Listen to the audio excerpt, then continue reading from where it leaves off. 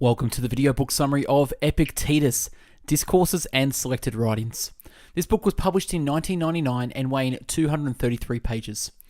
The Discourses of Epictetus are a series of extracts of the teachings of the Stoic philosopher Epictetus, written down by Urban c. 108 AD. They were originally 8 books, but only 4 remain in entirely. Along with a few fragments of the others, in a preface attached to the discourses, Aaron explains how he came to write them. I neither wrote these discourses of Epictetus in a way in which a man might write such things, nor did I make them public myself, in as so much I declared that I did not even write them, but whatever I heard him say, the same I attempted to write down in his own words as nearly as possible, for the purpose of preserving them as memorials to myself afterwards of the thoughts and the freedom of speech of Epictetus. The book is available on Amazon with the link in the description if you like what you hear. So without further ado, I bring you the book summary of Discourses of Epictetus. And yet, while there is only the one thing we can care for and develop to ourselves, we choose instead to care about and attach ourselves to a score of others, to our bodies, to our properties, to our families, friends and slaves. And being attached to many things, we are weighed down and dragged along with them. Make the best use of what is in our power, and treat the rest in accordance with its nature. And what is its nature? However God decides. Man, the rational animal, can put up with anything except what seems to him irrational. Whatever is rational is tolerable. Which is why education has no goal more important than bringing our preconception of what is reasonable and unreasonable in alignment with nature. Because you think of yourself as no more than a single thread in the robe, whose duty it is to conform to the mass of people. Just as a single white thread seemingly has no wish to clash with the remainder of the garment. But I aspire to be the purple stripe, that is the garment's brilliant hem. However small in its part it may be, it can still manage to make the garment as a whole attractive. Don't tell me then, be like the rest, because in that case I cannot be the purple stripe. If a man objects to truths that are all too evident, it is no easy task to find in arguments that will change his mind. This is the proof neither of his own strength nor of his teacher's weakness. When someone caught in an argument hardens to stone, there is just no more reasoning with them. Now that you know all this, come and appreciate the resources you have. And when that is done, say, bring on whatever difficulties you like. Zeus, I have the resources and a constitution that you gave me by means of which I can do myself credit whatever happens. But no, there you sit, worrying that certain events might happen, already upset and in a state about your present circumstances. So then you reproach the gods. Be confident in everything outside the will, and cautious in everything under the will's control. Whenever externals are more important to you than your own integrity, then be prepared to serve them the remainder of your life. Model yourself on card players. The chips don't matter and the cards don't matter. How can I know what the deal will be? But making careful and skillful use of the deal. That's where my responsibility begins. So in our life, our first job is to divide and distinguish things into 2 categories. Externals I cannot control, but the choices I make with regard to them, I do control. There will I find good and bad. In me, in my choices. Don't ever speak of good or bad, advantage or harm, and so on, of anything that is not your responsibility. When you can't resist sex with someone, don't think of it as a temporary setback. You fed your weakness and made it harder to uproot.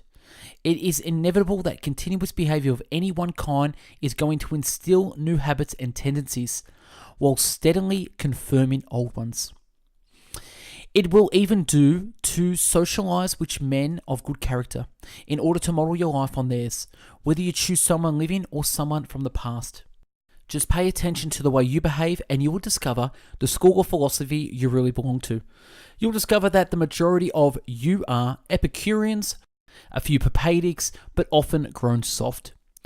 Surrounded as we are by such people, so confused, so ignorant of what they're saying, and whatever faults they may or may not have, where those faults come from, and how to get rid of them, I think we too should make a habit of asking ourselves, could it be that I'm one of them too?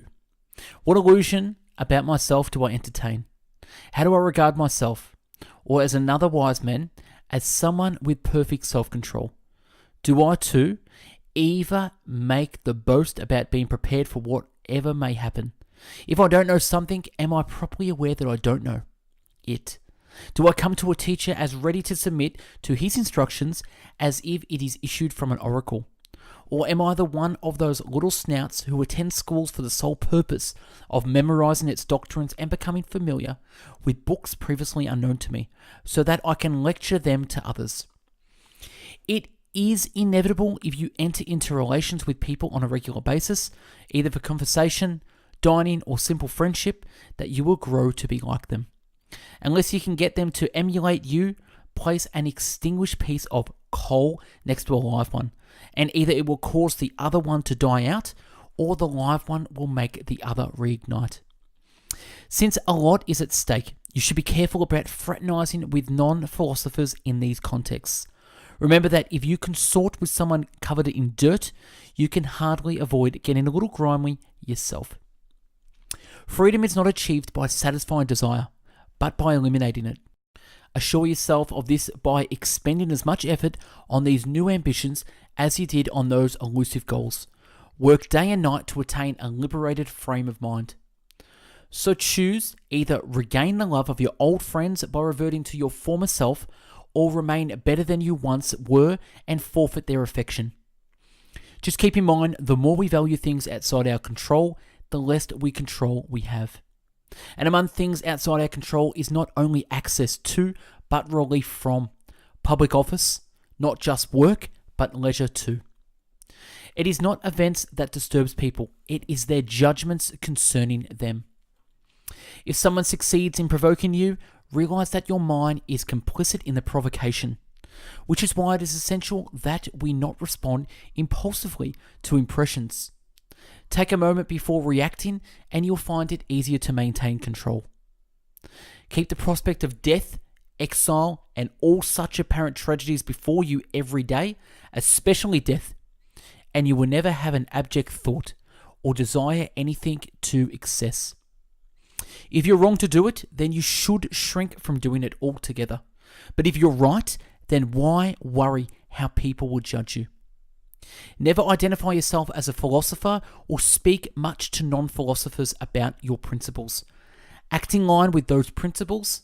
At a dinner party, for instance, don't tell people the right way to eat, just eat the right way.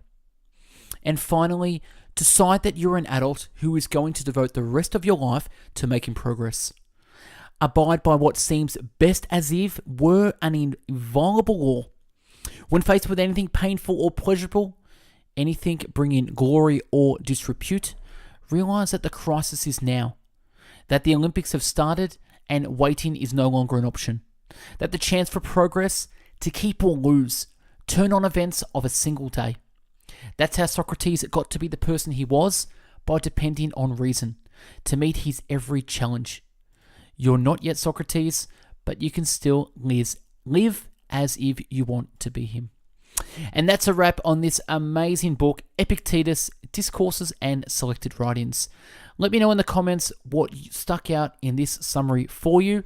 Look back on our previous channel for book summaries and subscribe for future videos. Don't forget to follow us on Instagram, #BestBookBits. This summary is from the website natlyson.com. If you liked the video and want to buy the book, click the link in the video description to purchase from Amazon. Thanks for watching, and I hope you learned a thing or two. Have a great day.